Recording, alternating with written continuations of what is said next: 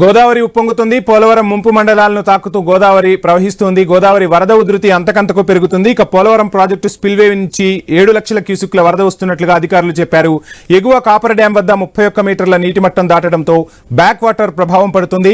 కుక్కనూరు, వేలూరుపాడు మండలాల్లోని గ్రామాలను back water చుట్టుముడుతోంది. ఇక కుక్కనూరులో గుండేటివాగు నీట మునిగి సుమారు 10 గ్రామాలకు రాకపోకలు తాత్కాలికంగా నిలిచిపోయాయి. వేలూరుపాడులో ఎద్దువాగు, లోతువాగు నీట మునిగాయి.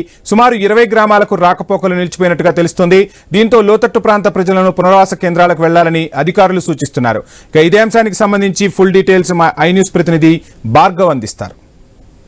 గోదావరి వరద అంతకంతకు పెరుగుతోంది. పోలవరం ప్రాజెక్టు వద్దకు భారీగా వరద నీరు అటు ఉపనదులతో కలిసి ఉవ్వెత్తున వస్తున్నటువంటి పరిస్థితి కూడా ఉంది. పోలవరం ప్రాజెక్టు వద్ద ప్రస్తుతం దాదాపు 7 లక్షల క్యూసెక్ల వరకు కూడా ప్రాజెక్టు స్పిల్వే 48 గేట్లు ఎత్తివేసి దిగువకు విడుదల చేస్తున్నారు ఇరిగేషన్ అధికారులు. అయితే పోలవరం ప్రాజెక్టు ఎగువన కాపర్ డ్యాం వద్ద 30 మీటర్లు దాటి నీటి మట్టం నమోదు కావడంతో ఆ బ్యాక్ వాటర్ ప్రభావం పోలవరం ప్రాజెక్టు ముంపు మండలాలను మరోసారి ముంచెత్తిందని చెప్పుకోవచ్చు. ప్రస్తుతం గోదావరి వరద అంతా కూడా ఉవ్వెత్తున బ్యాక్ వాటర్ ప్రభావంతో కూడా ముందుకు వెళ్తున్న పరిస్థితి కూడా ఉంది. అటు ఏదైతే పోలవరం కుడికాలువ ఉంది, కుడికాలువ ద్వారా కూడా అటు నీటిని తరలిస్తున్నప్పటికీ, అలాగే అక్కడ ఎడమ కాలువ ద్వారా పురుషోత్తపట్నం వైపు నుంచి నీటిని తరలిస్తున్నప్పటికీ కూడా ఇంకా బ్యాక్ వాటర్ ప్రభావం అనేది కూడా భారీగా ఉండడంతో ప్రస్తుతం ఏలూరు జిల్లాలో ఉన్నటువంటి కుక్కునూరు, వేలేరుపాడు మండలాల్లో అనేక గ్రామాలకు రాకపోకలు స్తంభించాయని కూడా చెప్పుకోవచ్చు. కొండేటి వాగు పొంగి ప్రవహిస్తున్న నేపథ్యంలో కుక్కునూరు మండలంలో ప్రధాన రహదారి ఏజెన్సీ గ్రామాలకు వెళ్లే రహదారి నీట మునిగింది.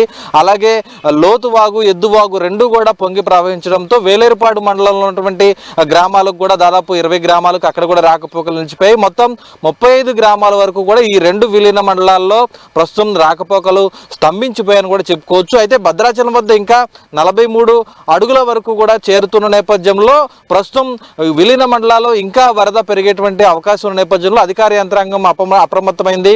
గోదావరి వరద ముంపు గ్రామాలు ఏవైతే ఉన్నాయో అక్కడ సహాయక చర్యలు చేసేందుకు ఎస్డిఆర్ఎఫ్ బృందాలను కూడా ప్రస్తుతం ఆ మండలాలకు చేర్చింది. కాకినాడ నుంచి 65 మంది సభ్యులతో ఉన్నటువంటి ఎస్డిఆర్ఎఫ్ బృందాలు ప్రస్తుతం కుక్కునూరు, వేలేరుపాడు మండలాలకు చేరుకొని సహాయక చర్యలు చేసేందుకు సిద్ధమయ్యారు. ఆయా గ్రామాల్లో ఉన్నటువంటి ముంపు ప్రాంతాల వాసులు ఎవరైతే ఉంటారో వారిని సురక్షిత ప్రాంతాలకు తరలించేందుకు, దాచారంలో ఉన్నటువంటి ఆర్ఎండ్ఆర్ కాలనీకి తరలించేందుకు కూడా ఏర్పాట్లు చేశారు. ఇప్పటికే గొమ్ముగూడెం, లచ్చిగూడెం ప్రజలను ట్రాక్టర్లు అలాగే వాహనాలపై ప్రస్తుతం దాచారం ఆర్ఎండ్ఆర్ కాలనీలకు కూడా తరలిస్తున్నారు.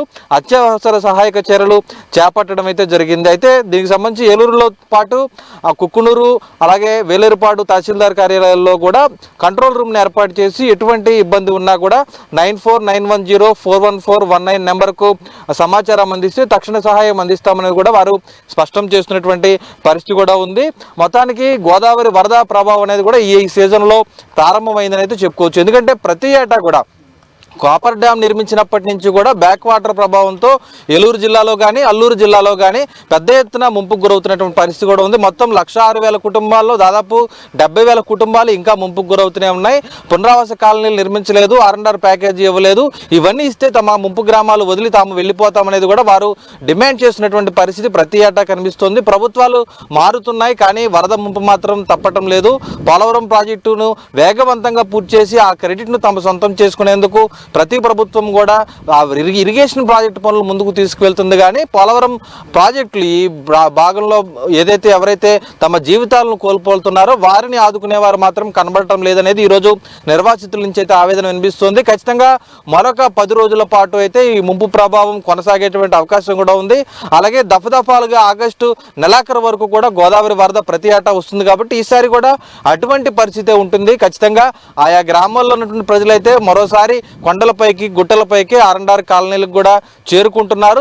తలదాచుకొని తమ ప్రాణాలు కాపాడేటువంటి ప్రయత్నం చేస్తున్నారు. కాబట్టి ఎప్పటికైనా తక్షణ సహాయం అందించడంతో పాటు శాశ్వత పరిష్కారం చూపించాలనేది కూడా ఈరోజు నిర్వాసితులు కోరుతున్నటువంటి పరిస్థితి కూడా ఉంది. అటు ఏలూరు జిల్లా కలెక్టర్ వెట్రి సెల్వితో పాటు జిల్లా ఎస్పీ కూడా ప్రస్తుతం సహాయక చర్యలు చేస్తున్న పరిస్థితి కూడా ఉంది. అటు సీఎం చంద్రబాబు కూడా గోదావరి వరదకు సంబంధించి ఇప్పటికే ఆరా తీసిన నేపథ్యంలో జిల్లాలో ఉన్నటువంటి మంత్రులు, ఇన్ఛార్జి మంత్రులు కూడా ఈ సహాయక చర్యలు ఎప్పటికప్పుడు పర్యవేక్షిస్తున్నటువంటి పరిస్థితి అయితే ప్రస్తుతం ఏలూరు జిల్లాలో అలాగే అటు అల్లూరు జిల్లాలో కూడా ప్రస్తుతం అయితే కనిపిస్తున్నాయి. మొత్తానికి గోదావరి వరద అయితే ఈసారి ఉధృతంగా కనిపించేటువంటి పరిస్థితులు అయితే ఉన్నాయని చెప్పుకోవచ్చు. ఇది ఇక్కడ తాజా పరిస్థితి. కెమెరా పర్సన్ మధుతో భార్గవ్, ఐ న్యూస్, ఏలూరు జిల్లా నుంచి.